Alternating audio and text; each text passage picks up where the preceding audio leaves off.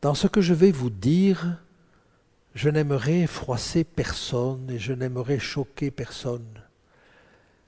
Mais ce que j'ai compris à travers ce chapitre 8 de Daniel a quand même transformé ma relation à Dieu et je ne peux pas vous quitter sans vous en parler. D'abord quelques éléments. Moi, Daniel, je fus plusieurs jours languissant et malade. Puis je me levai, je m'occupais des affaires du roi, j'étais étonné de la vision, marée. Donc il n'est pas étonné de l'ensemble de la vision, il est étonné de cette portion où il a vu le parlant et où il a vu un saint s'adresser au parlant. Et la réponse de celui-ci, 2300 soirs et matins, puis le saint sera justifié. Un temps qui sera la fin. La vision concerne un temps de la fin. Verset 19, ce qui arrivera au terme de la colère. Verset 23, pour mettre le comble au péché. Et enfin, la vision est pour des temps éloignés.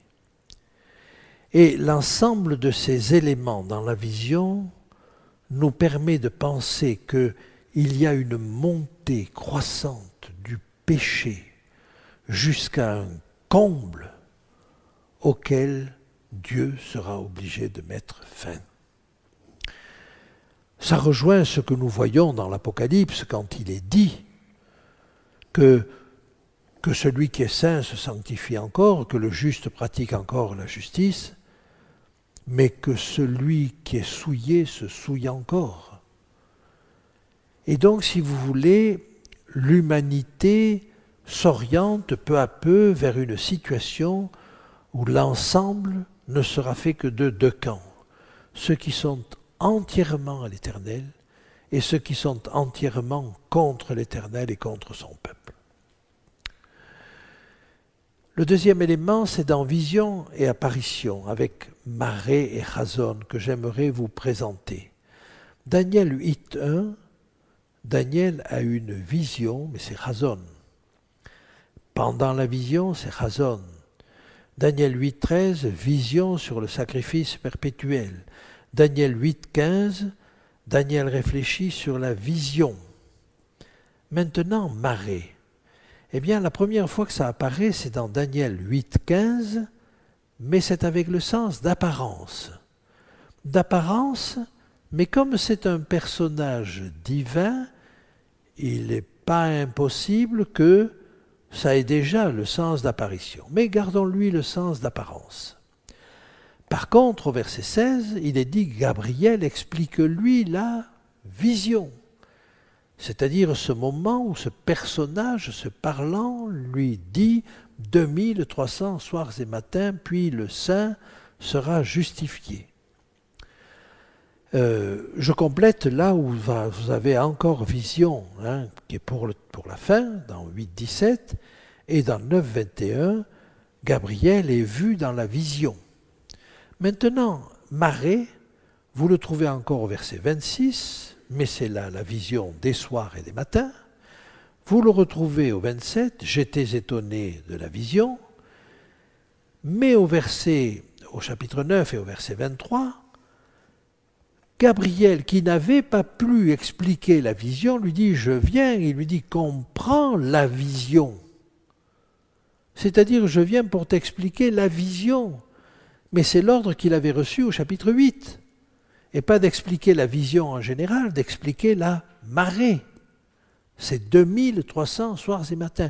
Et donc au chapitre 9, Gabriel vient avec pour mission, avec pour objectif d'expliquer cette vision des 2300 soirs et matins.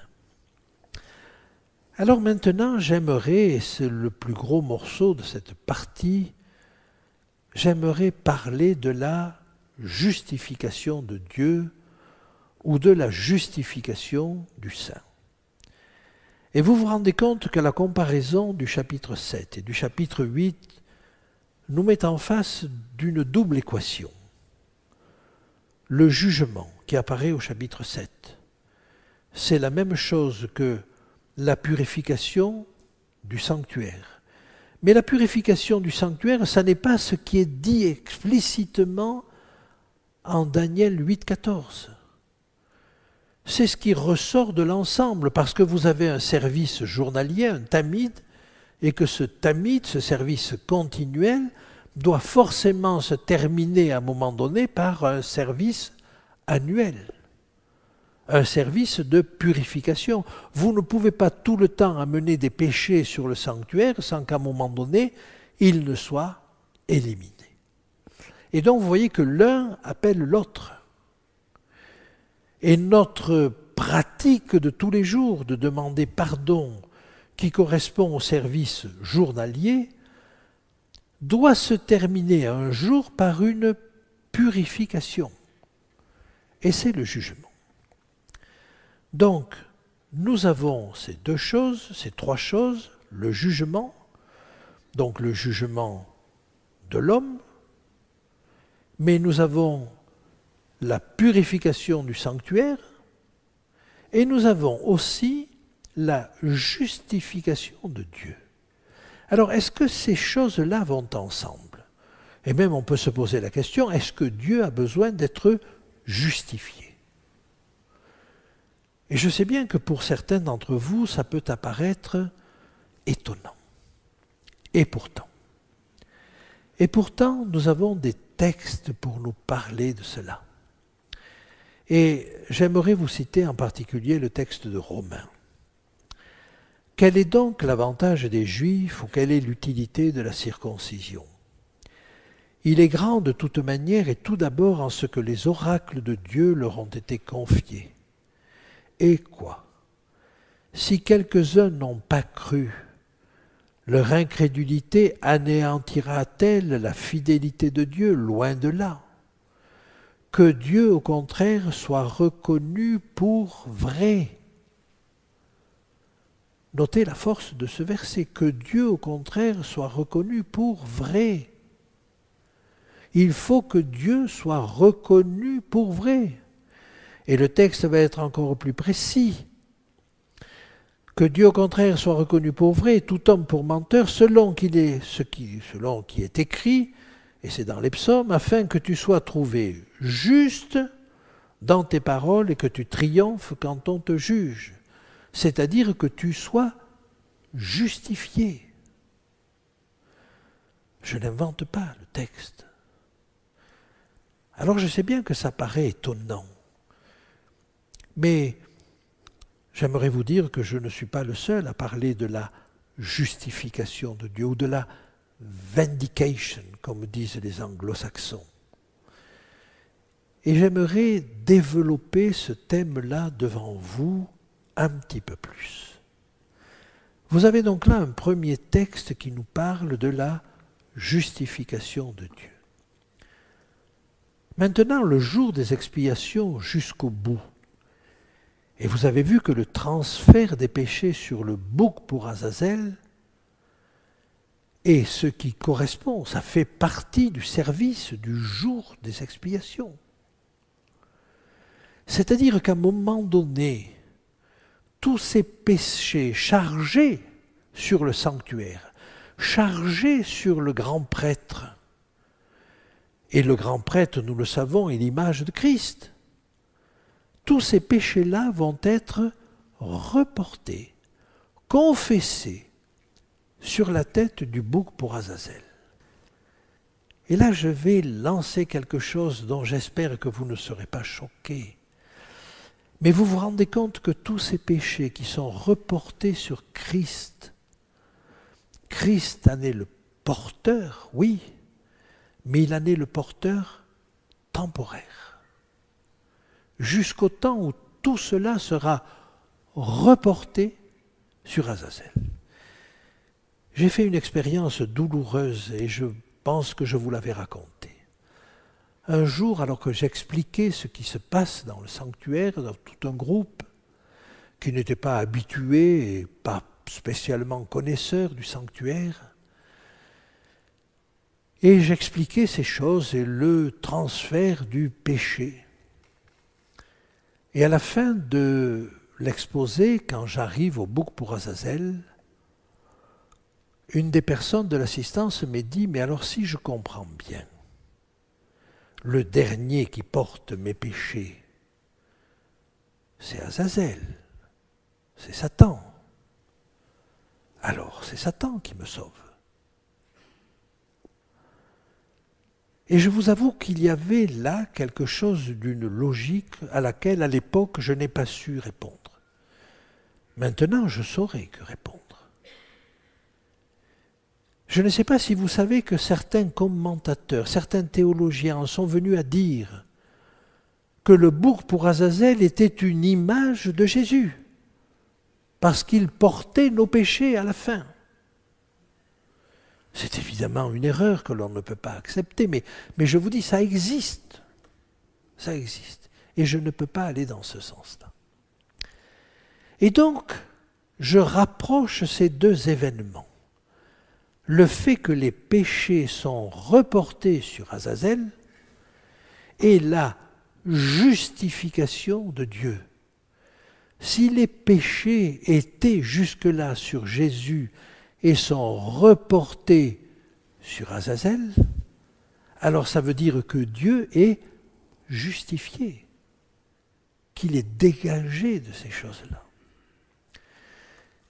Je sais bien que c'est une autre manière de voir les choses, mais je vous avoue que pour moi, ça m'a éclairé, et ça m'a éclairé parce que c'est en droite ligne de ce jour des expiations, avec, au bout du compte, le report des péchés sur Azazel. Alors, ce bouc qui va être conduit au désert, sur 3 jours de marche, et on va attendre que celui qui l'a accompagné revienne au camp pour pouvoir commencer la fête des cabanes, Soukhot. Et pour pouvoir commencer la fête, c'est une image du millénium.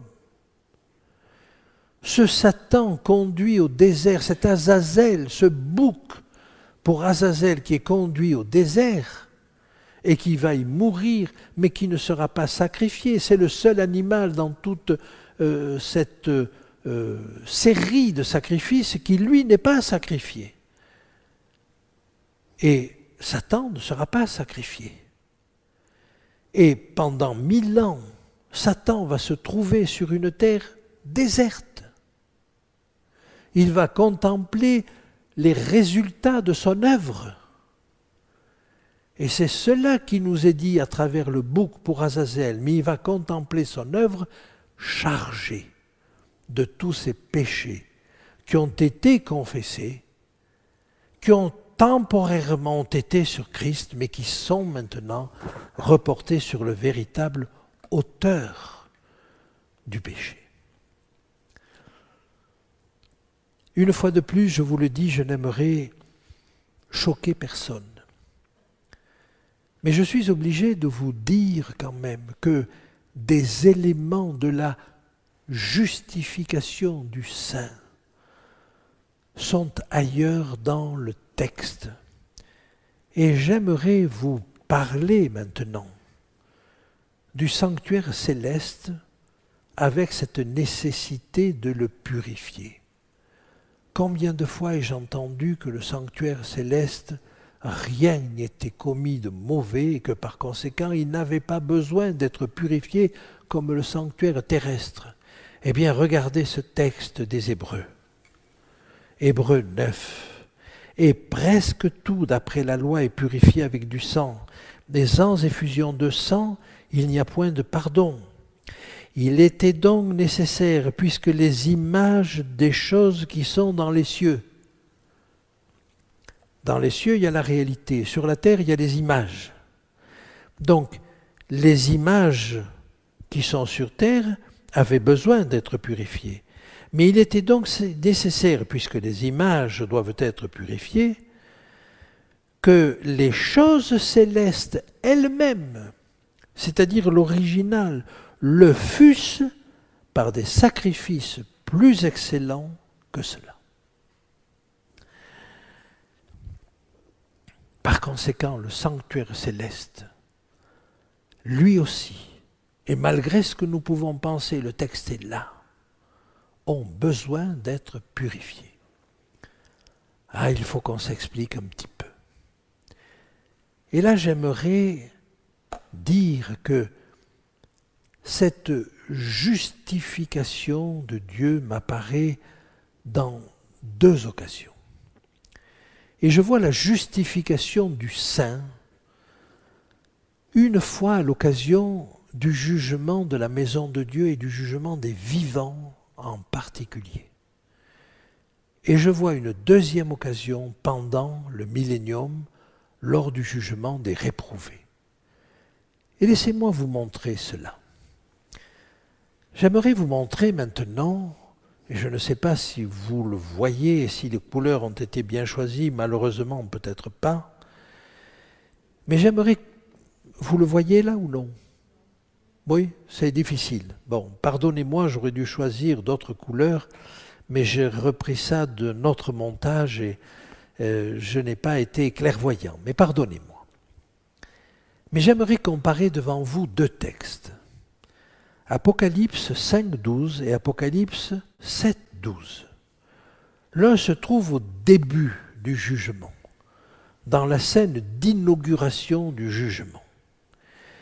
Et vous avez là un texte où les anges disent à l'agneau immolé qui est là, « Tu es digne de recevoir », et vous avez une série de 7 éléments. Tu es digne de recevoir la puissance, la richesse, la sagesse, la force, l'honneur, la gloire et la louange. Et puis au chapitre 7 et au verset 12, alors c'est une louange qui est adressée à l'agneau et à Dieu, et où il est dit « Amen ».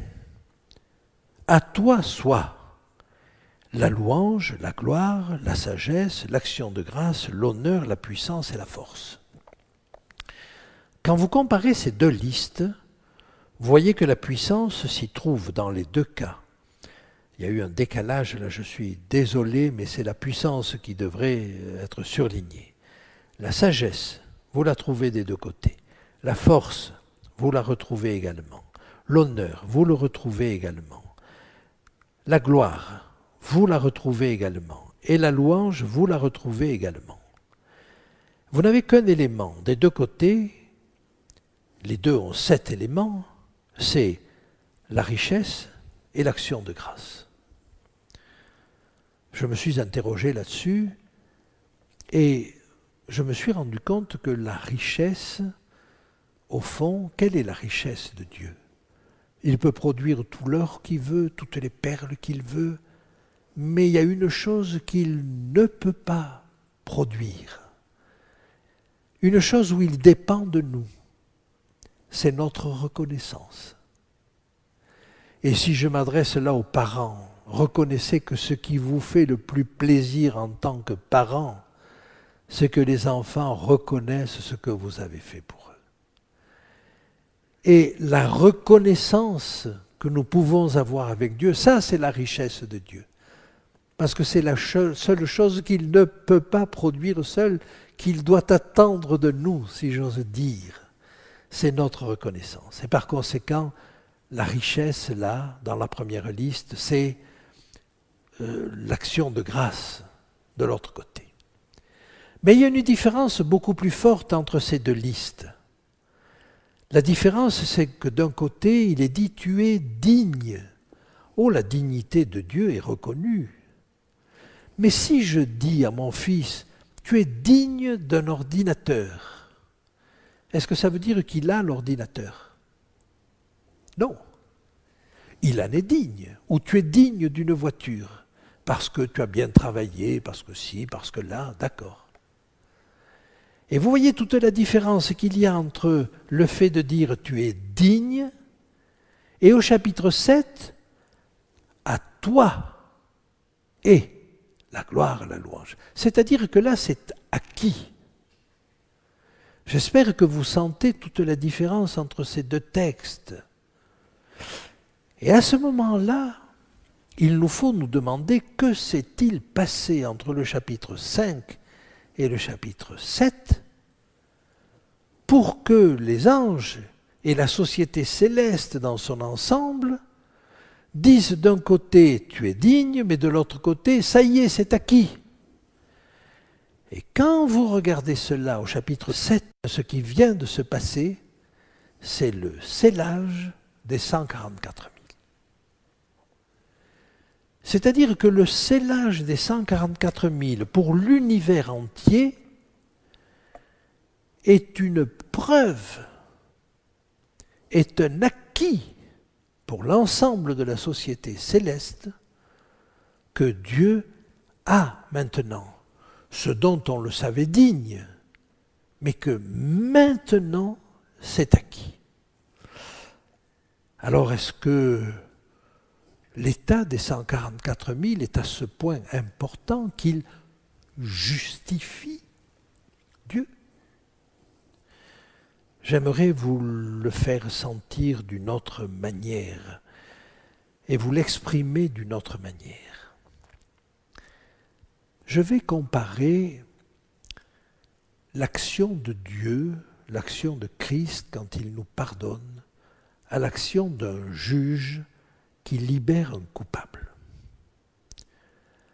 N'avez-vous jamais dit ou n'avez-vous jamais entendu dire « mais si Dieu existait, il n'aurait pas fait ceci ou cela » ? Ne vous êtes-vous jamais posé la question « mais pourquoi Dieu a-t-il créé Satan ?»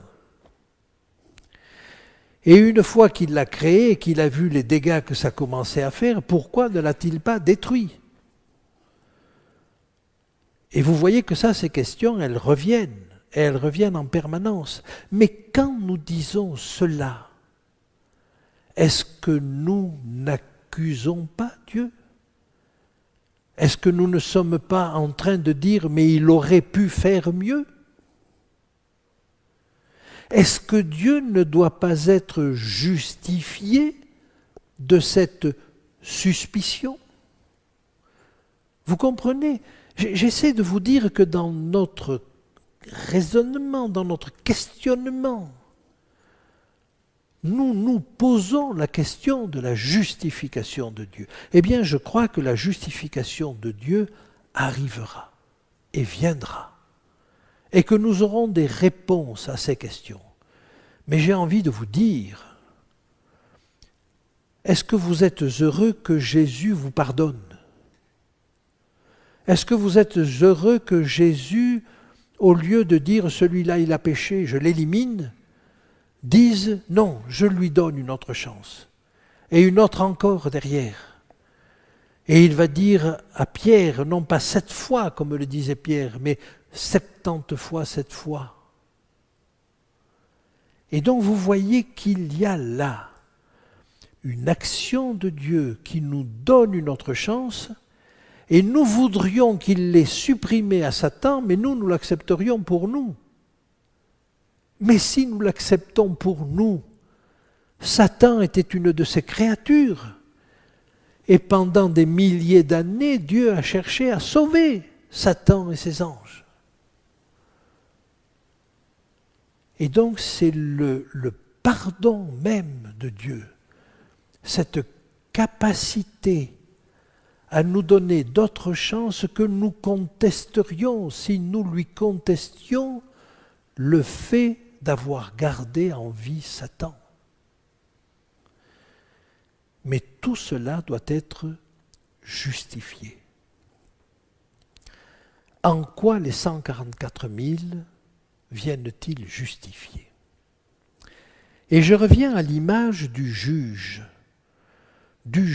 qui relâche un coupable. Mais quand il relâche le coupable, il se rend ipso facto co-responsable de tout ce que ce coupable va commettre à ce moment-là. Quand Jésus me pardonne, il se charge de mes fautes, mais pas simplement par transfert, il s'en charge parce qu'il devient co-responsable de ce que je fais derrière. S'il m'avait éliminé, je n'aurais pas commis toutes les fautes derrière. Et là, c'est une manière de penser qui est sans doute un peu différente du schéma que nous avons d'habitude. Mais en me pardonnant, et je le mets entre guillemets, Jésus prend des risques. il prend le risque de se faire mal juger. En laissant à Satan d'autres chances, il prend le risque de se faire mal juger. Et il doit se justifier. Voulez-vous que je vous dise que c'est Satan qui aimerait qu'il nous élimine? Quand vous lisez dans Jude, par exemple, que Satan contestait à Jésus le corps de Moïse, s'il le lui contestait, c'est parce qu'il pensait avoir des droits. En somme, il est en train de lui dire, tu ressuscites Moïse, mais tu n'as pas le droit. Moïse est un pécheur. Il doit mourir. Alors Jésus va le ressusciter quand même, puisqu'on voit qu'il est présent. Il est présent lors de la transfiguration. Mais vous voyez que l'ennemi, lui, aurait aimé que s'applique cette loi. Le jour où tu en mangeras, tu mourras, et tu mourras de manière définitive. Eh bien, Jésus n'a pas obéi à cette loi. Mais ce faisant, il tombe sous le coup de l'accusation, excusez-moi, de Satan. Il tombe sous le coup de la suspicion de ne pas avoir appliqué la loi. Alors je reviens au juge. Quand le juge relâche un coupable, qu'il remet en liberté quelqu'un qui est capable de nouveau de commettre le mal, qu'est-ce qui va justifier ce juste-là, ce juge-là? Mais c'est la conduite que va avoir celui qu'il relâche. Si celui qu'il relâche se conduit bien, alors on va pouvoir dire le juge a eu raison de le faire. Mais s'il se conduit mal, alors non seulement on va condamner celui qui de nouveau s'est enfoncé dans le péché, mais on va dire au juge, tu vois, tu es responsable de tout ça. Donc la conduite de ceux qu'il relâche, c'est cela qui va justifier le juge. Et quand les 144 000 qui ont remporté la victoire sur tout péché, et je vous rappelle ce qu'avaient été nos études sur l'Apocalypse, quand ces gens-là sont scellés, ils sont la preuve que Jésus a bien fait de les pardonner et de les relâcher. Son action de pardon est justifiée à ce moment-là. Et j'aimerais vous amener vers un deuxième aspect de la justification et conclure par cela. C'est la justification pendant les 1000 ans. Vous savez que nous serons appelés à juger pendant les 1000 ans. Alors nous allons juger Satan, nous allons juger les démons. Mais il se trouve que cette période est comparée à un festin, le festin des noces de l'agneau. Et j'ai l'habitude de dire, si il s'agit pendant 1000 ans de regarder tout ce que les mauvais ont fait de mal, eh bien ce ne sera pas un festin. Mais par contre, ce que nous allons examiner aussi, mais sous un autre angle, c'est tout ce que Dieu a fait pour le salut de tous ceux qui sont perdus, qui n'ont pas vraiment voulu accepter ce salut. Et alors ça, mes amis, ça c'est un festin. Se rendre compte de toutes les interventions de Dieu, se rendre compte qu'il a pris chacun et qu'à chacun il a donné toutes les chances de salut, qu'il a donné toutes les occasions de salut, ça c'est un festin. Et alors il pourra dire, comme le dit Ésaïe au chapitre 5 sur la parabole de la vigne du bien-aimé, que j'aimerais vous lire maintenant. Maintenant donc, alors vous connaissez la parabole du bien-aimé, il a planté une vigne d'un plan parfait, d'un plan excellent, il l'a planté sur un coteau bien ensoleillé, il a construit une tour, il a bâti une barrière autour, il a fait un pressoir, il a fait tout ce qu'il fallait pour sa vigne. Sa vigne, c'est Israël. Et il dit maintenant donc, habitants de Jérusalem et hommes de Juda, soyez juges entre moi et ma vigne. Est-ce que vous réalisez que dans ce texte, Dieu demande à être jugé? Il dit, qu'y avait-il encore à faire à ma vigne? Et là, la question qui se pose et que nous allons devoir examiner pendant les 1000 ans, est-ce que Dieu pouvait faire plus pour chacun sur cette terre? Et la réponse sera non. Il a fait tout ce qui pouvait être fait pour chacun. Mais il va falloir que nous le constations. Et vous voyez que juger n'est pas pris dans le sens d'évaluer Dieu, de juger s'il est plus ou moins bien, bon, mais de constater. Le jugement, à ce moment-là, est un constat. Et on constate que Dieu a fait tout ce qu'il était possible de faire pour le salut de chacun. Qu'y avait-il à faire encore pour ma vigne? Et quand pendant 1000 ans, nous aurons constaté que Dieu avait fait tout ce qu'il était possible de faire, alors Dieu va sortir justifié. On ne pourra pas dire, mais si Dieu avait fait ceci, ou s'il avait fait cela, ou s'il s'y était pris autrement, les choses auraient été mieux. On ne pourra pas le dire. Et j'aimerais vous en donner une dernière preuve. Cette dernière preuve, je la trouve dans Apocalypse 20, 11. À l'issue des 1000 ans, quand tous les ressuscités sont là, les méchants, mais les bons qui sont ressuscités depuis le retour de Christ. Et puis les méchants ressuscités qui sont là juste depuis peu.